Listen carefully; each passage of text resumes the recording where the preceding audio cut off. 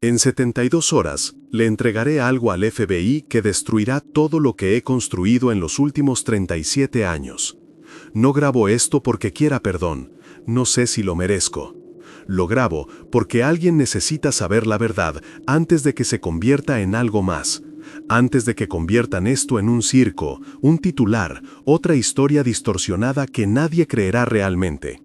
Y porque, en el fondo, he cargado con este peso solo durante demasiado tiempo. Mi nombre no importa, lo que importa es que pasé 41 años trabajando como guardabosques, la mayor parte de ese tiempo en una región montañosa a unos 350 kilómetros de cualquier lugar que se pueda llamar civilización. Me jubilé hace 6 años, pero nunca me fui. Mi cabaña está a 23 kilómetros del pueblo más cercano, si es que se le puede llamar pueblo. Tiene 240 habitantes, un mercado, una gasolinera, nada más. La gente cree que elegí este aislamiento por amor a la naturaleza. No es mentira, pero tampoco es toda la verdad. La verdad es que necesitaba quedarme. Necesitaba estar cerca. Y ahora, después de todo, después de perder a mi esposa, después de ver crecer a mis hijos sin entender por qué su padre siempre estaba distante, siempre ausente incluso cuando estaba presente, ahora necesito decírselo. Todo empezó el 17 de septiembre de 1987, un jueves. Lo recuerdo porque era mi turno patrullando el sector noreste, esa zona que llamábamos el Corredor de los Pinos. 12 kilómetros de sendero denso, con altitudes que oscilaban entre los 1800 y los 2100 metros. En ese entonces tenía 32 años, llevaba 7 en el trabajo, y creía conocer ese bosque como la palma de mi mano. El día empezó con normalidad, cielo despejado, una temperatura de unos 14 grados a primera hora de la mañana, ese frío húmedo que se pega a la piel. Salí de la estación a las 5:40 de la mañana, como siempre. Radio en el cinturón, frecuencia 78,4, mochila con agua, botiquín de primeros auxilios, bitácora, brújula, bengalas. Protocolo habitual. Las primeras 5 horas fueron rutinarias. Revisé 3 campamentos.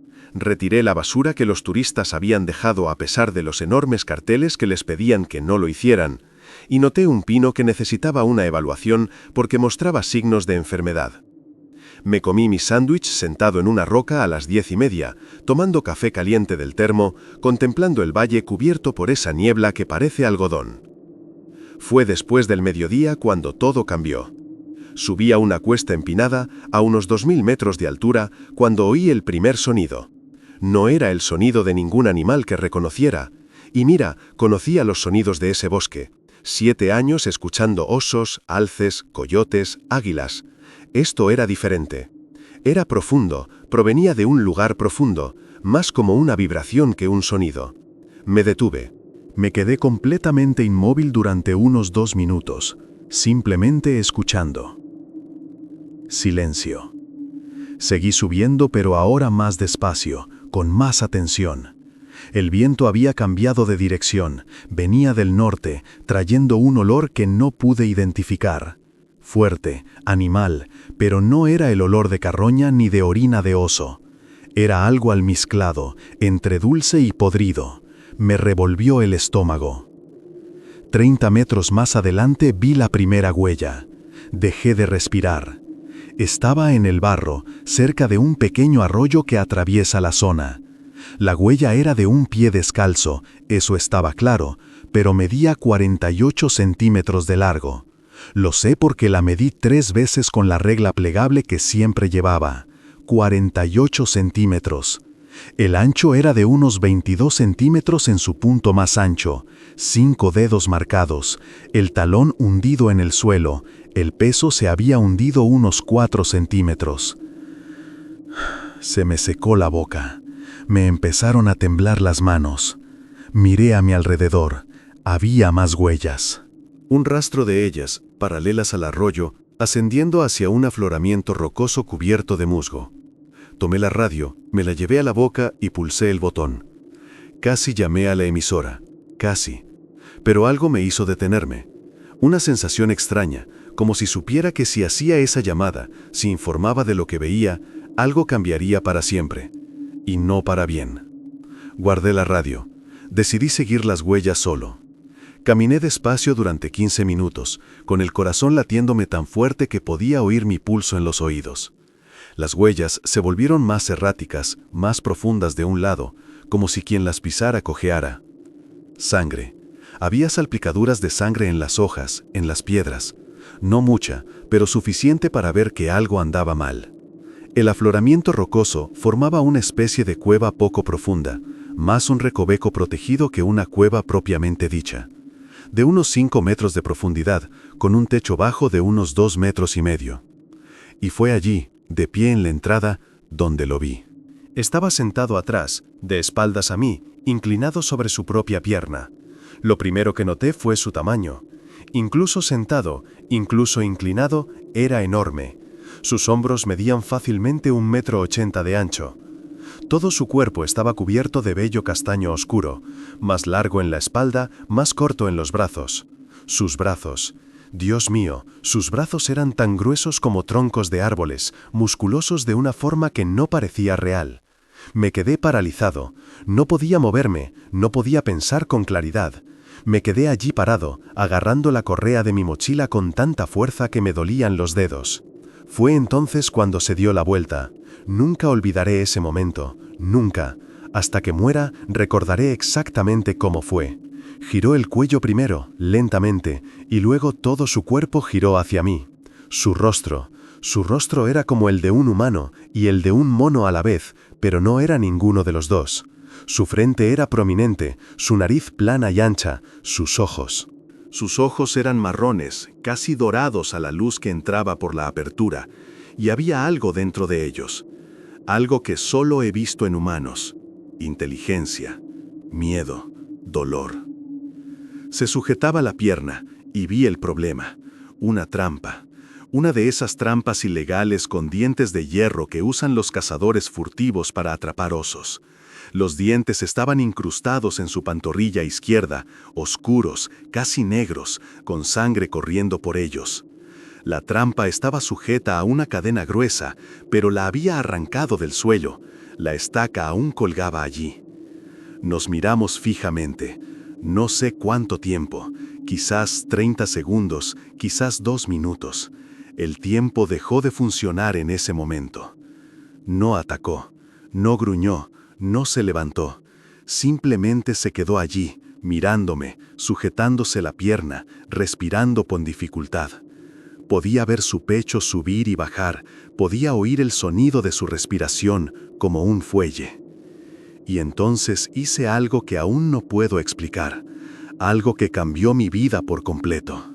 Me quité la mochila lentamente, me agaché y abrí la cremallera del compartimento principal. Tomé el botiquín de primeros auxilios. Di un paso adelante. Se estremeció, con los músculos tensos, listo para reaccionar. Me detuve. Levanté las manos, mostrándole el kit, haciendo gestos lentos, como si hablara con un animal asustado. Pero no era un animal, ya lo sabía.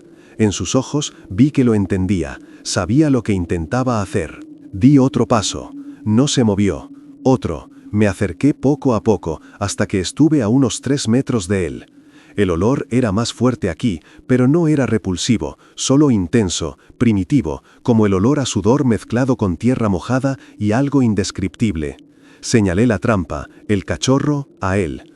Hice gestos con las manos, imitando el acto de abrir la trampa, de limpiarla, de atenderla. Me observó, con la cabeza ligeramente ladeada, como un perro intentando comprender una nueva orden. Y luego, lentamente, muy lentamente, soltó su pierna. Mi corazón latía a 1000. Me arrodillé, manteniendo la distancia, y abrí el botiquín. Guantes. Necesitaba los guantes. Me los puse con las manos temblando tanto que apenas podía moverlas. Agarré el antiséptico, la gasa, las tijeras de punta roma. Me arrastré más cerca. Estaba a menos de 1 metro de él.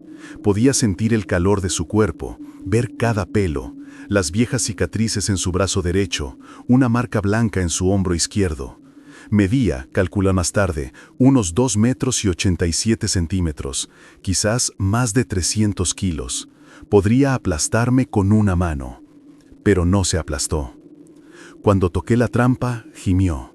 No era un gemido animal, era humano, de dolor, de miedo, quizás también de alivio. Trabajé con rapidez, buscando el mecanismo de apertura de la trampa, encontrando los pestillos laterales. La sangre caliente goteaba sobre mis manos incluso a través de los guantes. Apreté los pestillos, con esfuerzo, sudando, con las manos resbalando.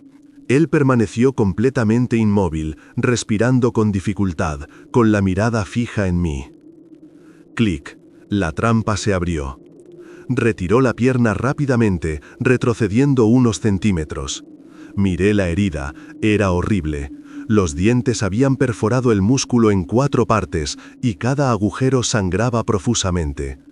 Necesitaba limpiarla, necesitaba detener la hemorragia. Tomé la gasa, la humedecí con antiséptico y lo miré. Hice un gesto de pedir permiso, señalando su pierna. Me miró durante unos 5 largos segundos. Luego, muy lentamente, estiró la pierna hacia mí. Pasé los siguientes 20 minutos limpiando la herida, aplicando presión para detener la hemorragia y vendándola con lo que tenía en la mochila. No emitió ningún sonido, simplemente me observaba trabajar, con la respiración más tranquila y la mirada menos asustada. Cuando terminé, me alejé lentamente, todavía de rodillas. Él miró mi pierna vendada, tocó las vendas con la mano derecha. Sus dedos eran enormes pero sorprendentemente delicados. Luego me miró de nuevo, e hizo algo que me rompió por dentro. Inclinó la cabeza, un gesto pequeño pero claro, un agradecimiento, un reconocimiento, como lo haría un humano. Me puse de pie, con las piernas temblorosas, recogí mi equipo y lo guardé en mi mochila. Retrocedí unos pasos hacia la salida del hueco. Él permaneció sentado, observándome. Al llegar a la abertura, lo miré por última vez. El sol de la tarde iluminaba la mitad de su rostro y vi que era viejo. No sé cómo lo supe, pero lo supe. Tenía arrugas alrededor de los ojos, canas mezcladas con castaños, cierta lentitud en sus movimientos que no se debía solo al dolor. Me di la vuelta y volví al sendero. No corrí, sabía que no me seguiría. Sabía que algo había sucedido allí, algo innombrable, algo que me conectaba con ese ser de una manera que aún no comprendía. Regresé a la estación a las 18:15. Anoté en el libro de registro: patrullaje sin incidentes. Sector noreste despejado. Nada que reportar. La primera mentira. No sería la última. No dormí esa noche. Me quedé tumbado en la litera de la estación, mirando el techo de madera, viendo esos ojos dorados cada vez que cerraba los míos. Mi mente no paraba. Volvía a cada segundo de ese encuentro, a cada detalle, intentando procesar lo que había sucedido, lo que había visto, lo que había hecho. A la mañana siguiente, viernes 18 de septiembre, me asignaron patrullar el sector sur.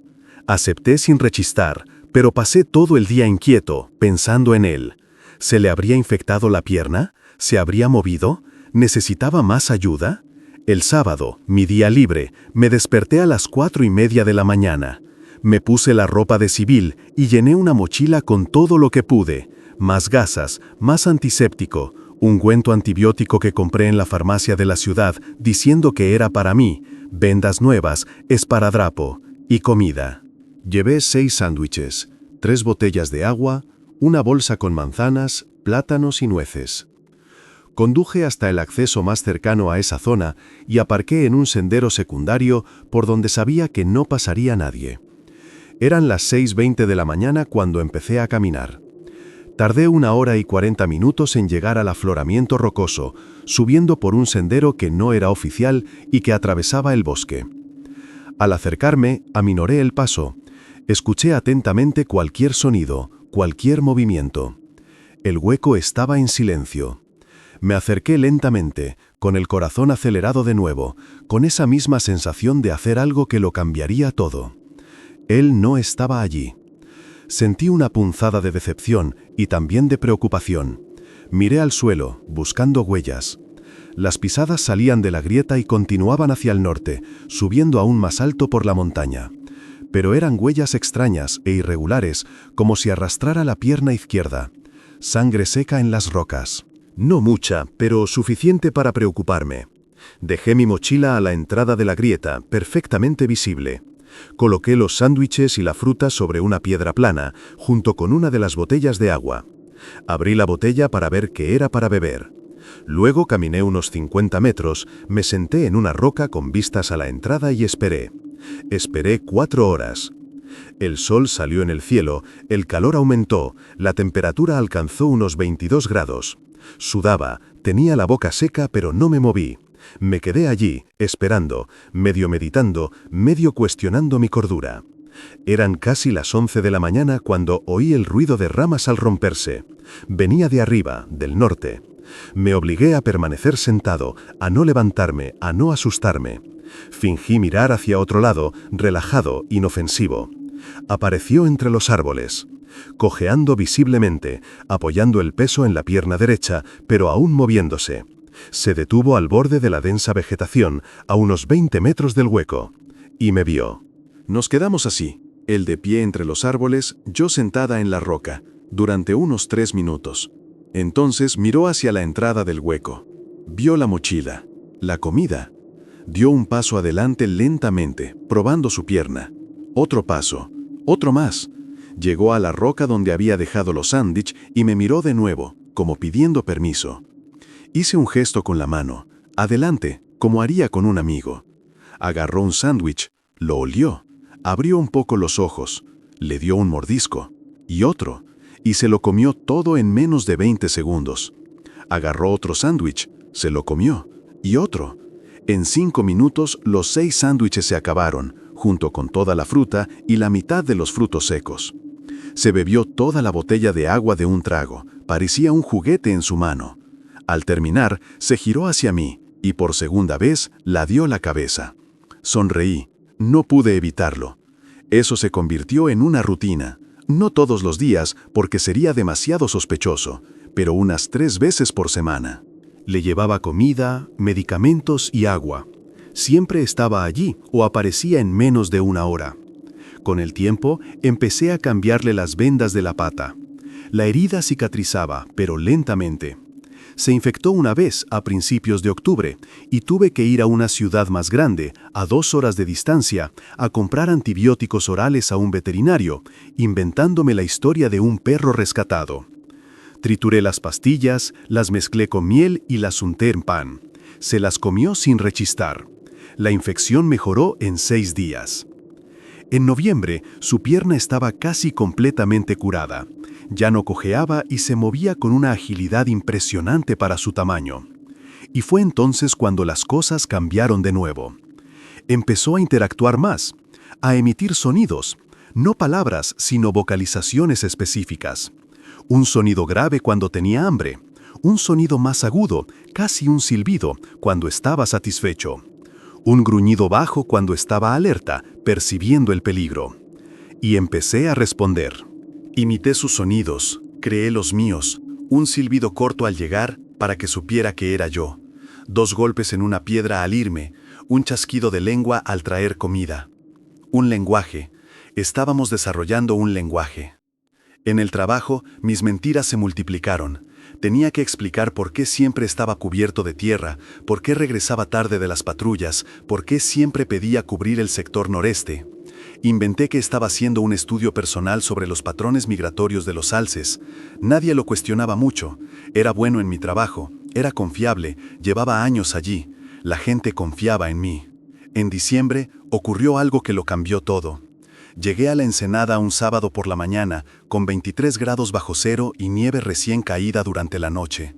Él no estaba, lo cual era normal. Me senté a esperar como siempre. Pero esta vez oí sonidos.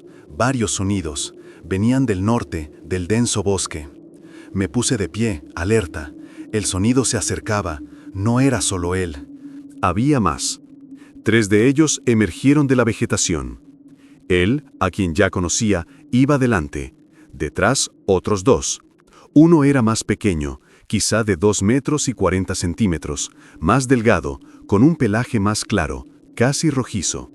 El otro era enorme, más alto que yo, fácilmente 3 metros, quizá 190 kilos más, con hombros aún más anchos y una gran cicatriz que le iba desde el ojo izquierdo hasta la mandíbula. Me quedé petrificada. 3. Tenía 3. Mío, porque así lo veía ahora, como mío, como si tuviéramos algún tipo de conexión, de posesión mutua. Se giró y les hizo un sonido a los demás.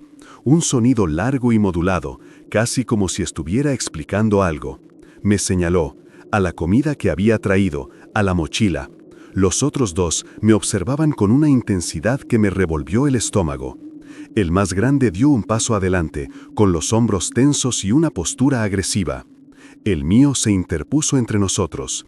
Emitió otro sonido, esta vez más corto, más firme, como una advertencia. O como una defensa. Yo me estaba defendiendo. Él me estaba protegiendo. El más grande se detuvo. Me miró, luego a mí. Nos quedamos así unos 30 segundos, que me parecieron 30 minutos. Entonces, el más grande relajó los hombros y dio un paso atrás. El más pequeño, que se había mantenido más alejado todo el tiempo, se acercó un poco más, curioso, con la cabeza ladeada, observándome. Lentamente, muy lentamente, me agaché hacia mi mochila. Saqué más comida. Había traído el doble ese día porque diciembre era una época difícil para encontrar comida en el bosque. Lo puse todo en la roca. Unos 10 sándwiches, 2 bolsas de fruta seca, nueces, barritas de cereales y carne seca. El mío fue primero. Comió despacio, sin perder de vista a los demás. Luego, el más pequeño se acercó, tomó una barrita de cereal, la olió y la probó. Se le iluminaron los ojos. Tomó más. El más grande esperó a que los otros dos terminaran y luego se acercó. Tomó lo que quedaba con una delicadeza sorprendente para el tamaño de sus manos y comió en silencio. Cuando terminaron, los 3 se quedaron allí, mirándome. El mío volvió a hacer el gesto de agradecimiento. El más pequeño lo imitó, inclinando la cabeza torpemente, casi con timidez. El más grande me miró fijamente un momento más, luego se dio la vuelta y regresó al bosque. Los demás lo siguieron. Ese día volví a casa con la mente enloquecida. No era solo uno, era una familia, o un grupo. Había más de ellos aquí, viviendo aquí, existiendo aquí, sin que nadie lo supiera, sin que el mundo lo supiera. Y yo era el único que lo sabía. La responsabilidad de esto me aplastó. Pasé toda la noche despierto otra vez, pensando en lo que significaba. Si lo contaba, ¿qué pasaría? Vendrían científicos, cámaras, helicópteros, serían capturados, estudiados, encarcelados en algún lugar, tal vez heridos, probablemente separados. Esa noche miré al techo de mi habitación y tomé una decisión. No iba a decírselo. No podía. Me habían confiado algo, mostrándome a los demás. El mío había confiado lo suficiente en mí como para defenderme delante del grupo. Se lo debía a todos. La semana siguiente, compré una cámara desechable. Le tomé 3 fotos de lejos, sin flash. Al revelarlas, las imágenes eran malas, borrosas, no se veía bien. Pero las guardé. Las escondí en una caja al fondo del armario. Prueba, por si alguna vez necesitaba demostrarme que no estaba loca. Llegó la Navidad. Mi esposa y luego mi novia me preguntó por qué estaba tan distante. Le dije que era estrés laboral. No me creyó, pero tampoco me presionó. Pasé la Nochevieja de 1988 solo en el bosque con ellos. Llevé una comida de verdad, pollo asado, puré de papas, todo en ollas. Comimos juntos, sentados en las rocas alrededor del hueco, mientras nevaba ligeramente y la temperatura era de 18 grados bajo cero. Mi amigo se sentó a mi lado. La distancia entre nosotros era de menos de 1 metro. Podía sentir el calor de su cuerpo, oír su respiración tranquila. En un momento dado, extendió la mano y me tocó el hombro. Solo lo tocó. Dejó la mano ahí unos 5 segundos. Luego la retiró. Fue entonces cuando comprendí que ya no se trataba de proteger un secreto. Se trataba de proteger a alguien. Alguien que, de alguna forma imposible, se había vuelto importante para mí. Enero de 1988 trajo una fuerte nevada. La carretera hacia el sector noreste estaba bloqueada. Pasé 2 semanas sin poder subir. Cuando por fin lo logré, el 27, subí corriendo, preocupado, con la mochila llena hasta los topes. Él estaba allí, más delgado, visiblemente más delgado, pero con vida.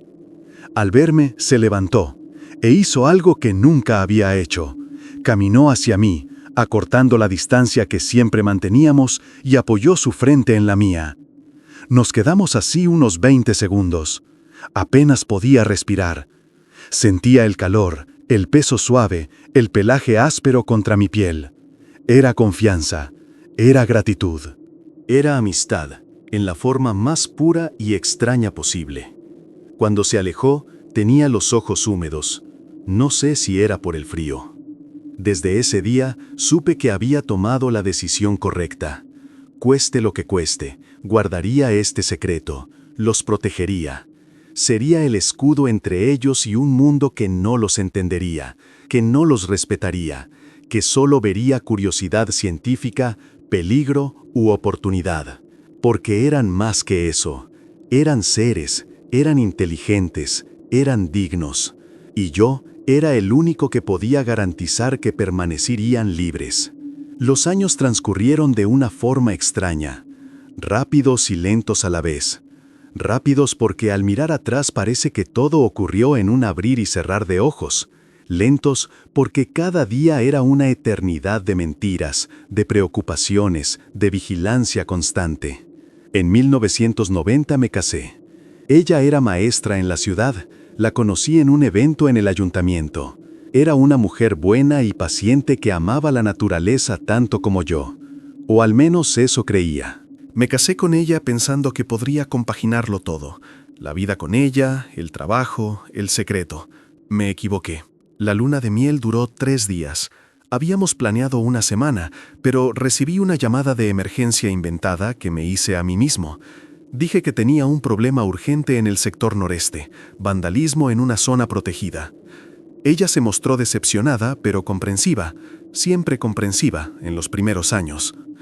El problema era que el mío se había enfermado, una infección respiratoria por lo que pude ver, tos profunda, sibilancias, fiebre. Pasé 4 días subiendo y bajando la montaña, cargando antibióticos veterinarios, tés medicinales que una señora de la ciudad me enseñó a hacer, miel, líquidos.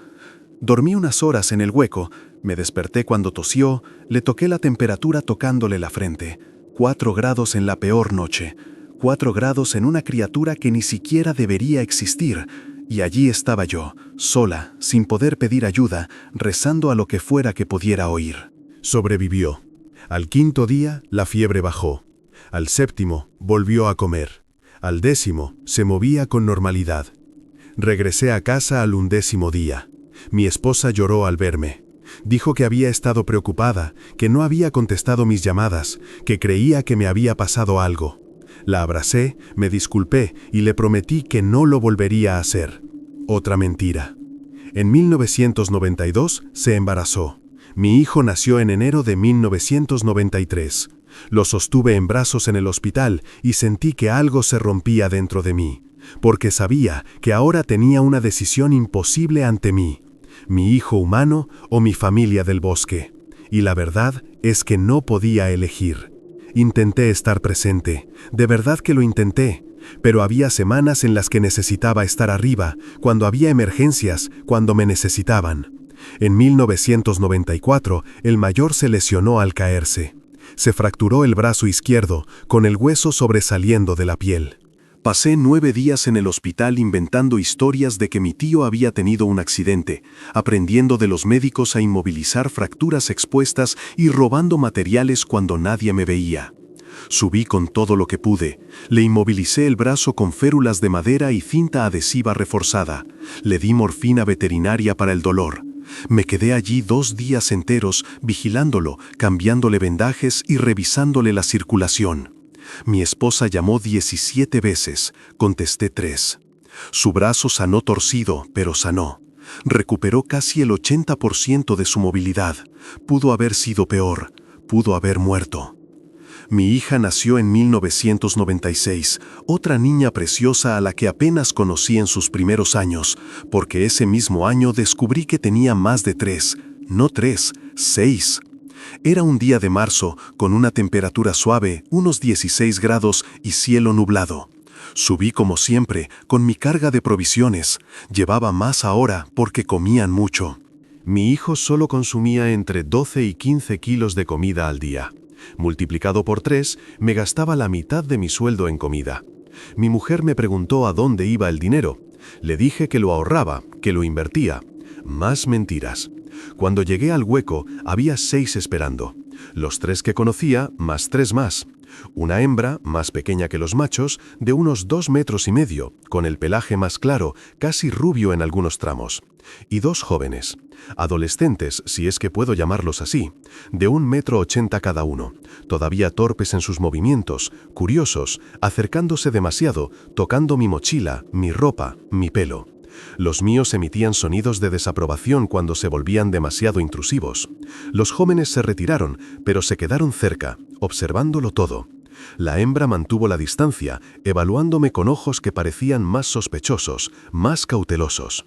Me llevó meses ganarme un mínimo de su confianza. Fue entonces cuando comprendí la magnitud de lo que estaba protegiendo. No era un individuo, ni siquiera un grupo pequeño. Era una población.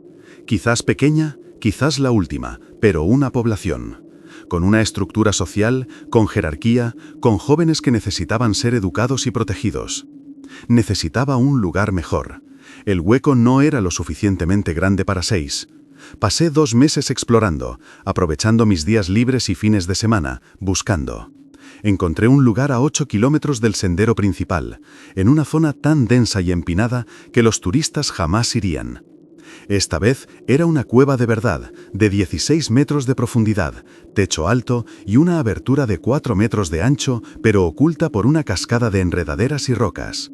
Llevé el mío allí, se lo enseñé, exploró cada centímetro, tocando las paredes, probando el suelo, mirando el techo. Luego me miró e hizo un sonido que aprendí a reconocer: aprobación. Me llevó 3 semanas prepararlo. Limpié el suelo, quité piedras sueltas, creé un área de drenaje para el agua de lluvia e incluso traje hojas secas y musgo para hacer algo parecido a camas en las zonas más profundas. Se mudaron en mayo del 96.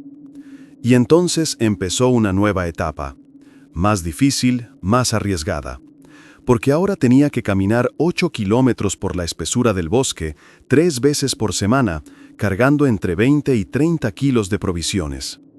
Empecé a despertarme a las 3 de la mañana, subía antes del amanecer y regresaba al anochecer. Mi esposa dejó de preguntarme dónde estaba. Creo que había dejado de creer en mis respuestas. En el año 2000, ella pidió el divorcio. Mis hijos tenían 7 y 4 años. Apenas me conocían. Yo era el padre que siempre estaba ausente, siempre cansado, siempre con la mente en otro lugar.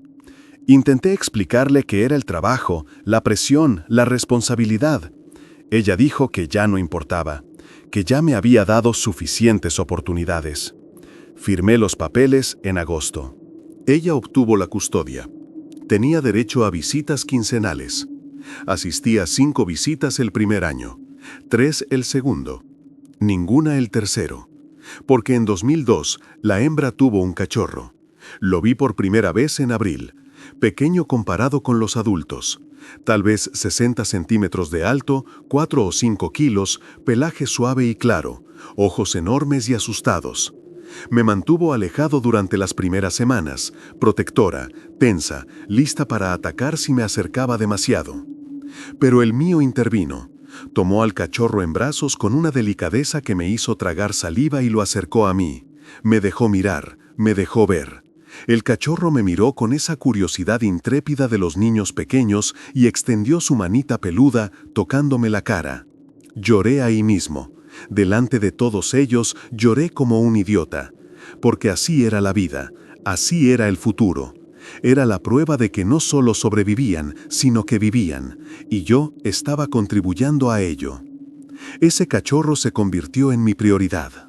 Le llevaba leche porque a veces parecía que la madre no tenía suficiente. Le llevaba frutas blandas, papilla casera y vitaminas infantiles trituradas. Mi esposo me ayudaba a alimentar al pequeño, sosteniéndolo mientras yo le ofrecía comida. Fue entonces cuando crucé una línea que no debía haber cruzado. Empecé a faltar al trabajo. Al principio no mucho, un día aquí, otro allá, siempre con excusas, gastritis, migraña, problemas con el coche. Pero la situación fue en aumento. Una semana entera en la que mi hijo enfermó con diarrea severa y deshidratación. 3 días en los que uno de los adolescentes se perdió y tuvimos que buscarlo. En 2003 recibí una advertencia formal. En 2004 otra. En 2005 casi me despiden. Logré mantenerme a flote prometiendo mejorar, trabajando turnos dobles durante unos meses, haciendo horas extras y siendo el empleado modelo, hasta que algo pasó allá arriba y tuve que desaparecer de nuevo. Mis hijos crecieron sin mí. Mi hijo se graduó de la preparatoria en 2011. No fui a la graduación. Había prometido estar allí de verdad, pero el día anterior mi hijo sufrió un infarto. Convulsiones, respiración irregular, desmayos. Pasé 36 horas despierta, vigilándolo, administrándole la medicación que había robado de una clínica veterinaria, rezando. Sobrevivió, pero perdí a mi hijo. Me llamó 3 días después, con voz fría, y me dijo que había tomado mi decisión, que ya no necesitaba fingir que me importaba. Colgó antes de que pudiera contestar. Mi hija lo intentó por más tiempo. Llamaba de vez en cuando, me invitaba a eventos, cumpleaños, presentaciones escolares. Yo decía que iría, y la mayoría de las veces no. Siempre había una razón. Siempre había algo más urgente sucediendo en el bosque. En 2013 dejó de llamar. Estaba solo, completamente solo en el mundo humano. Tenía compañeros de trabajo, pero ningún amigo. Ninguna novia, ninguna familia. Solo los tenía a ellos. Y la verdad es que me bastaba. O me convencí de que bastaba, porque no tenía otra opción. El cachorro creció. Se convirtió en un joven fuerte y juguetón que tenía una conexión especial conmigo, ya que fui yo quien lo cuidó desde pequeño. Me seguía por la cueva, imitaba mis gestos y aprendía mis sonidos. Era como tener un hijo que quería estar cerca de mí. En 2015 me jubilé. 40 años de servicio. Una pequeña fiesta en la estación, unas palabras vacías, un reloj de regalo. Volví a casa esa noche y lo empaqué todo. Vendí mi casa en la ciudad y compré esta cabaña aislada donde estoy ahora. A 23 kilómetros de la civilización, a 15 kilómetros de su cueva. Ahora podía ir todos los días. Y lo hacía. Me despertaba con el sol, subía, pasaba el día con ellos y regresaba al anochecer. Aprendí cada sonido que hacían, cada gesto, cada matiz de su comportamiento. Tenían cultura, tradiciones. Los mayores enseñaban a los más pequeños a buscar comida, a esconderse, a comunicarse. Había jerarquía, pero también afecto, cuidado mutuo y duelo cuando uno de ellos moría. El menor murió en 2016, una neumonía que no pude tratar. Realizaron un ritual, tocaron el cuerpo, emitieron sonidos bajos y prolongados y se sentaron en círculo a su alrededor durante horas. Cuando finalmente se fueron, el mío me ayudó a cavar una tumba. Lo enterramos juntos, en la cima de una colina con vistas al valle. Regresaron 3 veces en las semanas siguientes, para visitarlo, creo, para recordarlo. Lamenté esa muerte como si fuera de mi propia familia, porque lo fue. Los años de 2016 a 2019 fueron relativamente tranquilos. La población se estabilizó en 5, el cachorro se convirtió en adulto, la hembra envejeció, se volvió más lenta y frágil. El mío, que ya era mayor cuando lo conocí, se acercaba a los 70, calculé, quizás más. Su pelaje era casi completamente blanco ahora. Sus movimientos eran cuidadosos y tenía dolor en las articulaciones que traté con antiinflamatorios veterinarios. Tenía 64 años. Mi salud ya no era la misma. Tenía problemas en las rodillas, una espalda que me dolía después de cada escalada, presión alta que controlaba con medicación. Pero seguí escalando, todos los días, sin falta, porque dependían de mí y porque, al fin y al cabo, eran todo lo que tenía. Sacrifiqué mi vida entera por ellos, familia, carrera, relaciones, normalidad, todo. Y si alguien me preguntara si lo volvería a hacer, si valió la pena, la respuesta sería sí, siempre sí. Porque me dieron algo que nadie más me dio.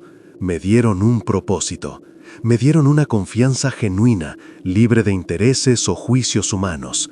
Me conectaron con algo más grande, algo imposible, algo que demostraba que el mundo aún albergaba misterios, aún tenía magia.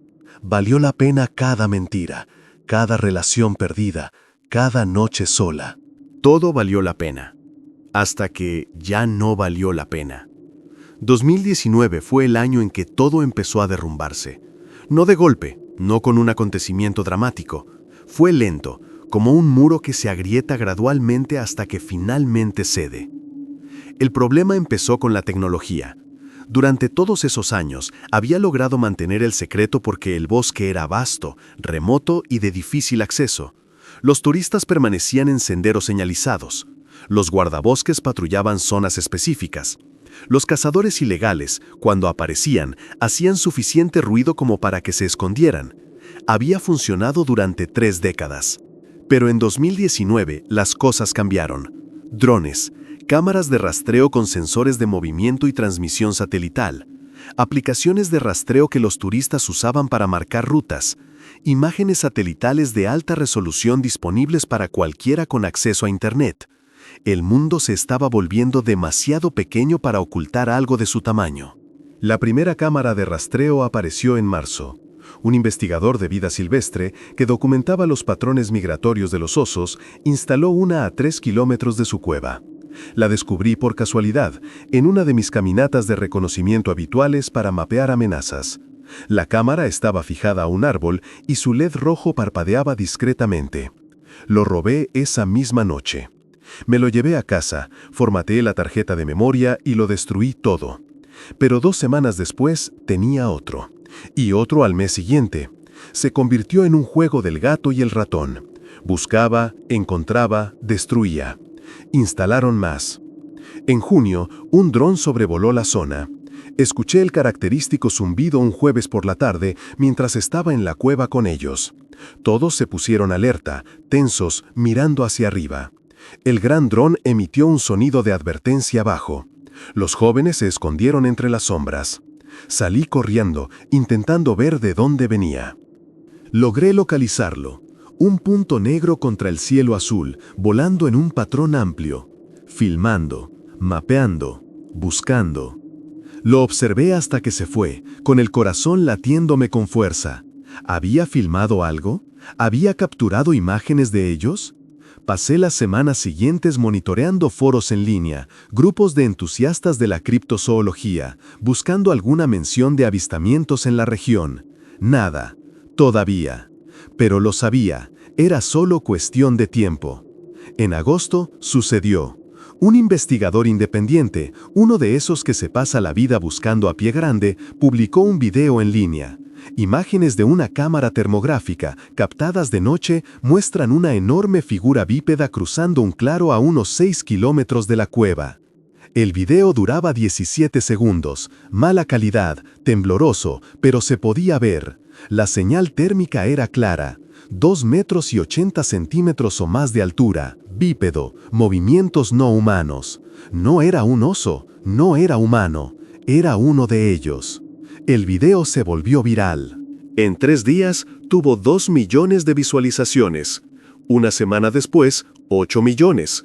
Los canales de noticias comenzaron a cubrirlo.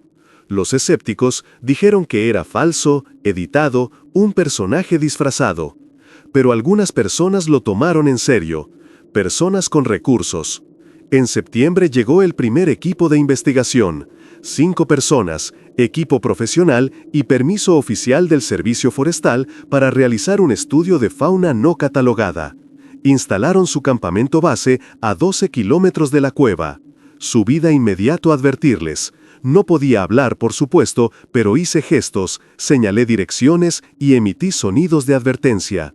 El mío entendió, siempre entendía. Reunió al grupo y se pusieron en marcha. Se adentraron en el bosque, a una zona aún más remota, un valle rodeado de acantilados donde sería casi imposible llegar sin equipo de escalada. Pasé las siguientes semanas desviando al equipo. Dejé huellas falsas en direcciones equivocadas. Esparcí piel de oso en zonas distantes. Hacía ruidos extraños por la noche, lejos de su campamento, para llamar la atención. Funcionó por un tiempo. Se quedaron 6 semanas y se fueron sin encontrar nada concluyente. Pero regresaron en noviembre, con más gente, más equipo, y esta vez trajeron antropólogos, biólogos e incluso un especialista en primates de una universidad. Y empecé a cometer errores. Tenía 68 años, estaba cansado, dormía mal y tenía la presión arterial descontrolada. Un día de diciembre, mientras subía a su nueva ubicación, no me di cuenta de que tenía una cámara nueva. Pasé de largo, con la mochila a la espalda, siguiendo un sendero que solo usábamos ellos y yo. La imagen se transmitió en tiempo real. Un anciano, solo, caminaba por una zona donde teóricamente no debería haber nadie, cargando una mochila pesada, siguiendo un patrón de movimiento que sugería un destino específico. No lo sabía en ese momento. Solo me enteré 3 días después, cuando 2 guardabosques se presentaron en mi cabaña. Los conocía a ambos. Había trabajado con ellos años antes. Eran incómodos, pero eran profesionales. Dijeron que necesitaban hacerme algunas preguntas sobre mis patrullajes en la zona noreste, sobre por qué me habían visto en esa región remota, sobre qué hacía allí. Inventé una historia sobre coleccionar muestras botánicas personales, un pasatiempo de mi jubilación. No me creyeron, pero tampoco tenían pruebas de nada ilegal. Me pidieron que evitara esa zona, diciendo que estaba bajo investigación científica. Acepté. Volví a mentir. Pero ahora me vigilaban. Unos días después, vi un coche aparcado en la carretera cerca de mi cabaña. 2 hombres dentro, con prismáticos. Vigilancia. Dejé de escalar durante 2 semanas. 2 semanas que fueron una tortura. Me desvelaba pensando en ellos, preguntándome si estarían bien, si tendrían suficiente comida, si estarían asustados. El joven, que ya tenía 17 años según mis cálculos, estaba aprendiendo a cazar solo. ¿Lo estaría logrando? La hembra mayor tenía artritis severa. ¿Acaso el dolor empeoraba sin los antiinflamatorios? Al 15º día ya no aguanté más. Salí a las 2 de la mañana caminando por rutas alternativas, evitando senderos, usando técnicas de contravigilancia que aprendí en videos de internet. Tardé 6 horas en llegar, el doble del tiempo habitual. Estaban bien, pero visiblemente estresados. El mío vino enseguida, me tocó la cara con ambas manos y me miró a los ojos. Hizo un gesto interrogativo. ¿Por qué no has venido? ¿Qué pasa? Intenté explicarlo con gestos. Peligro, la gente te está mirando, tienes que esconderte. Él lo entendió todo, siempre lo entendió. Enero de 2020 trajo más equipos. La historia había crecido demasiado, atraía demasiada atención. Ahora había documentalistas, periodistas, youtubers con millones de suscriptores. El bosque se estaba llenando. Y ellos estaban siendo rodeados. Fue entonces cuando intervino el FBI. No sé exactamente cómo empezó, quizás por presión política, quizás por interés científico, quizás simplemente porque había dinero y medios de comunicación involucrados. Pero en febrero, 2 agentes federales se presentaron en mi puerta. Eran diferentes a los guardias, uniformes formales, insignias, esa postura autoritaria que no admite evasiones. Querían saber sobre mi relación con la zona noreste. ¿Cuántas veces había estado allí durante mis años de servicio? ¿Por qué seguía yendo allí? ¿Qué sabía sobre los informes de criaturas no identificadas? Dijo que no sabía nada al respecto, que solo era un jubilado al que le gustaba caminar, que los informes probablemente se referían a osos o alces vistos desde ángulos extraños. No me creyeron. Habían investigado a fondo.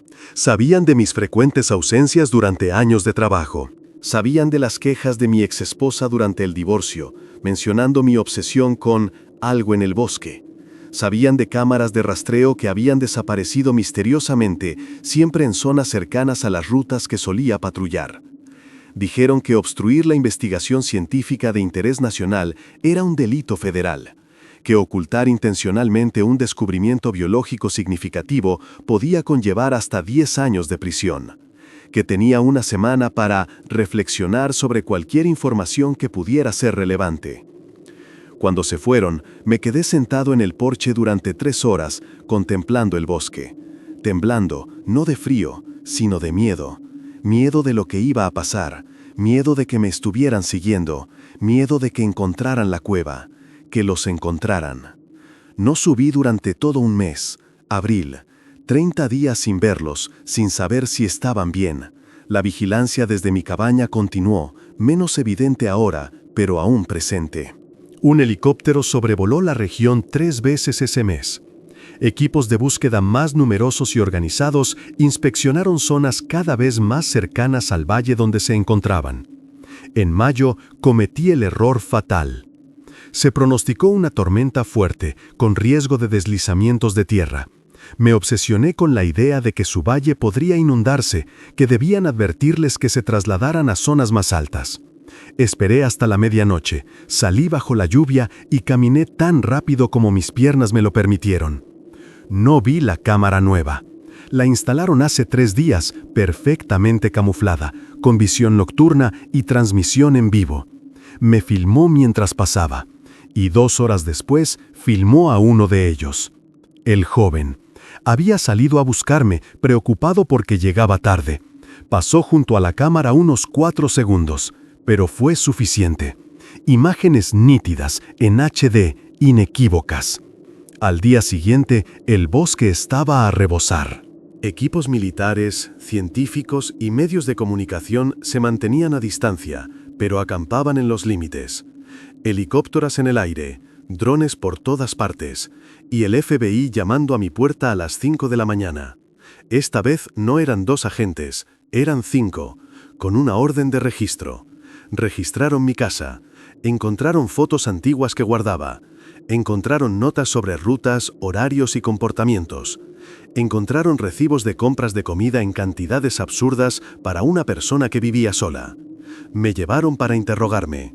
6 horas de presiones, amenazas y seducción con promesas. Ayúdanos y no te acusarán. Si te quedas callado, irás a la cárcel. Así de simple. No hablé. Permanecí en silencio durante 6 horas, hasta que me mostraron una foto. Una imagen térmica satelital, tomada la noche anterior. 5 grandes señales térmicas, en la zona exacta del valle donde se escondían. Ya sabemos dónde están, dijo el agente principal. La operación de captura comienza en 72 horas. Pueden hacerlo por las buenas, mostrándonos la ruta segura y asegurándose de que nadie salga herido. O pueden hacerlo por las malas y nosotros entraremos con todas nuestras fuerzas. La decisión es suya. Miré la foto. Esas 5 luces en la pantalla. 5 vidas que habían confiado en mí. 5 seres que dependían de mi protección. Y comprendí que había perdido. Después de 37 años, él finalmente había perdido, irrevocablemente. Necesito tiempo, susurré. Necesito 72 horas. ¿Por qué? Para me despedir. El agente me miró un buen rato, luego asintió. 72 horas. Después, con o sin ti, entramos. Estoy grabando esto 48 horas antes de lo previsto. 48 horas antes de revelar la ubicación exacta.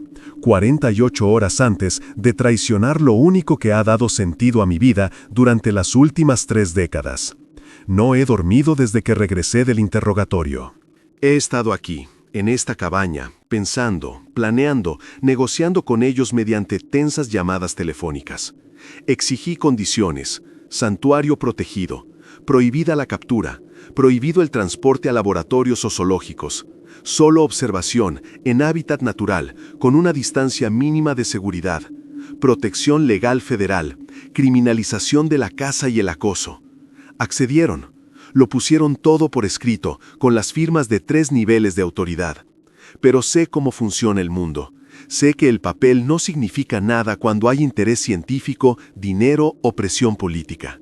Sé que los estoy entregando a un futuro incierto, donde serán estudiados, fotografiados, se convertirán en titulares, en documentales y en curiosidad mundial. Pero la alternativa es peor. La alternativa es una operación a gran escala.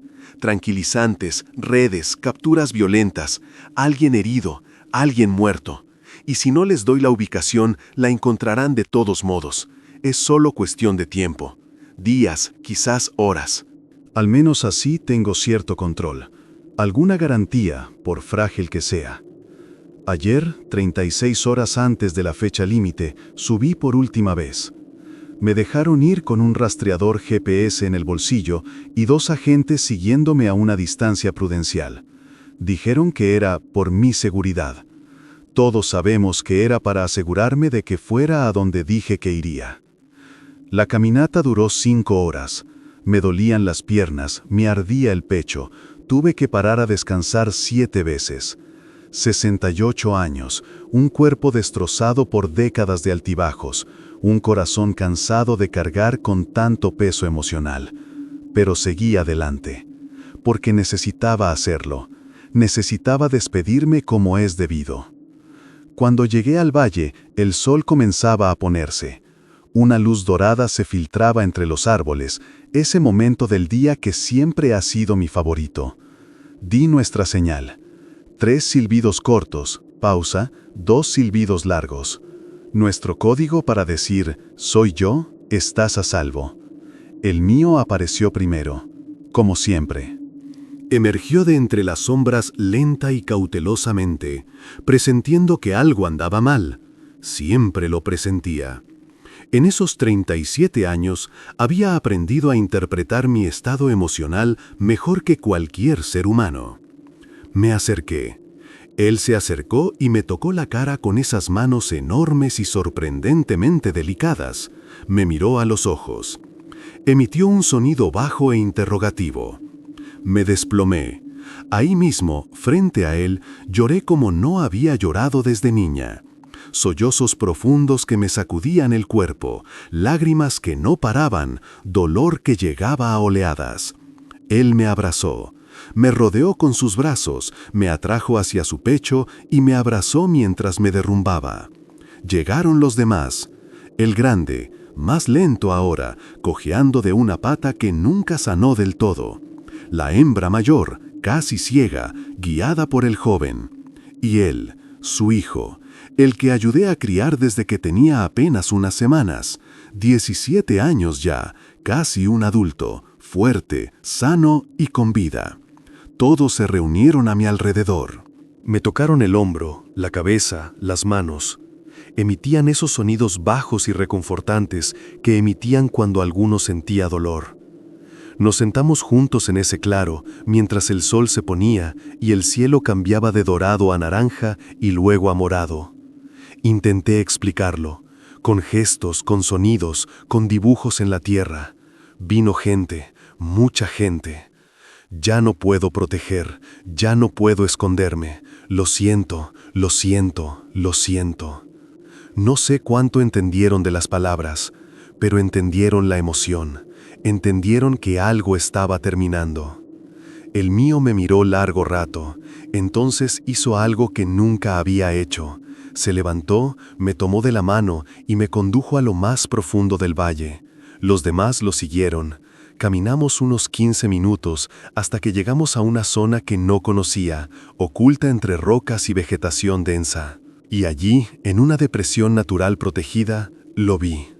Otro cachorro, pequeño, de unos 3 meses, con el pelaje aún ligero y suave, dormía acurrucado contra un montón de hojas y musgo. La joven hembra, cuya existencia desconocía, estaba a su lado, observándome.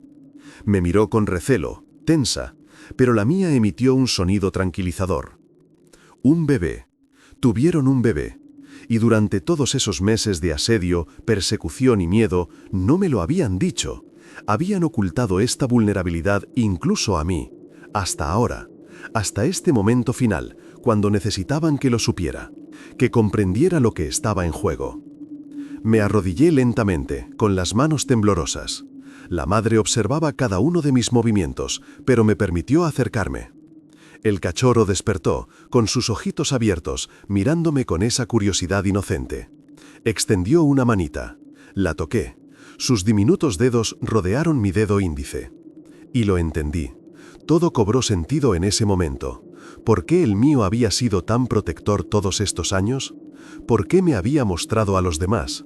¿Por qué había confiado en mí por encima de cualquier instinto de supervivencia?